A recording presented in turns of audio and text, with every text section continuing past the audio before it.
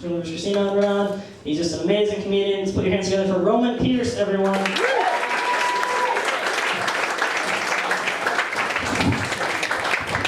right, thank you very much. My wife recently had a baby. And, no, don't clap, I didn't say it was mine. We'll let you know in 3 to 5 months. But I was always told that I had to be sensitive during pregnancy because pregnant women tend to lose their sense of humor. But I don't always find that to be the case with my wife. We went out to eat one night while she was pregnant, and I ordered buffalo wings. And they tend to get a little messy, so I like to use those wet naps. And the restaurant didn't have any, so my wife was nice enough to give me something she had in her purse. So I took them out, was wiping off my mouth, wiping off my hands, and she's laughing her ass off. I'm like, what the hell are you laughing at? I looked down at the packet, she gave me Vagisil Anti-Age Moisturizing Wipes.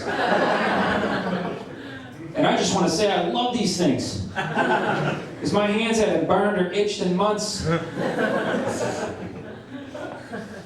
However, once a month they do cramp up and tend to get a little bitchy. So, buyer beware on that. But after we got engaged, though, I found out very quickly that men and women tend to get married for very different reasons. Like, we're both Catholic. And in order to get married in the Catholic Church, you have to go through what's called pre-marriage counseling. You know, where the priest asks you questions about your compatibility. So the priest asked my wife, why she accepted my marriage proposal. And she told him that I was kind, sympathetic, supportive. And he catches me off guard and he's like, what about you? When did you realize that she was the one? And I was like, when the pea stick turned blue? Not a good time to start being honest in a relationship. And then the priest told us that a successful marriage begins by marrying your best friend. And he looks at me again and goes, are you marrying your best friend? I was like, hell no. Because my buddy Dave would never give me a blowjob on my birthday. Apparently I need better friends. My wife and I, we named our daughter Isabella. And when the nurses handed her to me in the delivery room, it made me extremely nervous. Felt like I was holding a bar of soap in prison. Because, she was slippery, but I knew if I dropped her, I'd be fucked.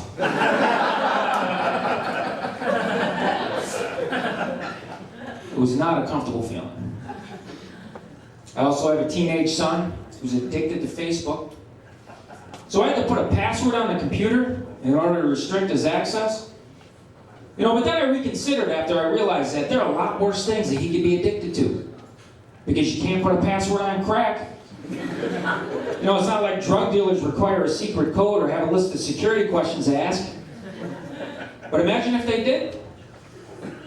They'd be like, so, Paxpan 187? You want to buy some cocaine, huh? What elementary school did you attend? What is your mother's maiden name? But parents are paranoid over everything these days. Like, kids can't even bring a peanut butter sandwich to school anymore because of the paranoia over peanut allergies. Like, my son's student handbook states that any student found to be in possession of anything containing peanut butter will receive an automatic 5-day suspension from school. Which seems a bit excessive. Now, the handbook also states that students will receive a 3-day suspension if they are found to be in possession of a gun.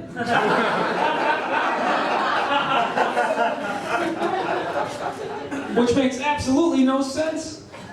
So I asked the principal to explain, why peanut butter receives a harsher punishment than a gun. And he said, well, if somebody has a peanut allergy, peanut butter could kill them. Well, then I guess it's a good thing my son's not allergic to bullets.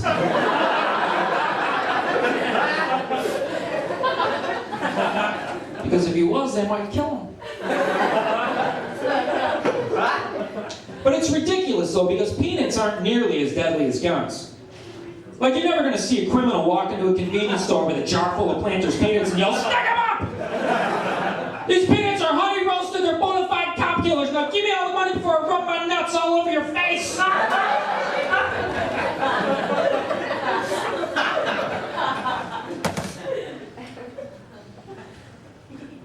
I had a prostate exam recently, which made me extremely uncomfortable. Mainly because I didn't think that my dentist was qualified.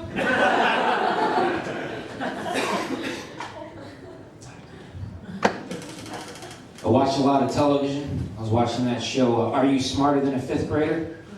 Never realized how stupid I was until I saw that show. The topic was 4th grade geography. The question was, what is the state capital of Nebraska? And immediately my wife yells out, Minnesota! I wanted to sleep in my bed that night so I didn't have the balls to tell her that it was another state. I saw a commercial recently for Paxil, which is an antidepressant drug. And it listed the side effects as constipation, impotence, and dry mouth. It also stated that prolonged use could cause heart failure, kidney failure, lung disease, or rectal bleeding.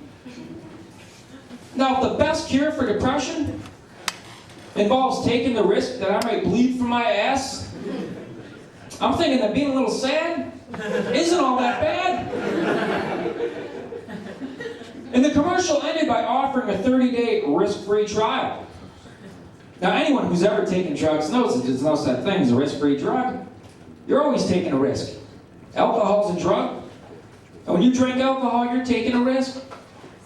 You're taking the risk that you might black out and wake up the next morning lying naked next to somebody you're not attracted to. Now add that to the possibility that you might also be bleeding from your ass. That makes for a very risky situation. Now, I'm also a big fan of the Discovery Channel. I love the Discovery Channel. I was watching it recently. I saw a show about the blue whale. And it stated that the average length of the male's penis is just over 5 feet.